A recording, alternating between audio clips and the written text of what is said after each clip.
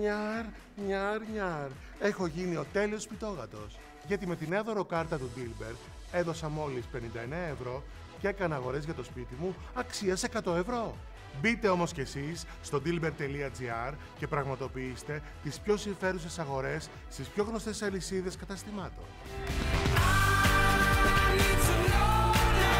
Αν είστε νιώπαντρο ζευγάρι ή απλώς βαρεθήκατε τη διακόσμηση του σπιτιού σας και θέλετε να κάνετε μια ανακαίνιση, θα πρέπει να το σκεφτείτε 2 και 3 φορές προτού πάρετε τη μεγάλη απόφαση. Ο λόγος δεν είναι άλλος πέραν του γεγονότος ότι τα έπιπλα στην Ελλάδα είναι πιο ακριβά και από ταξίδι στη Νέα Υόρκη.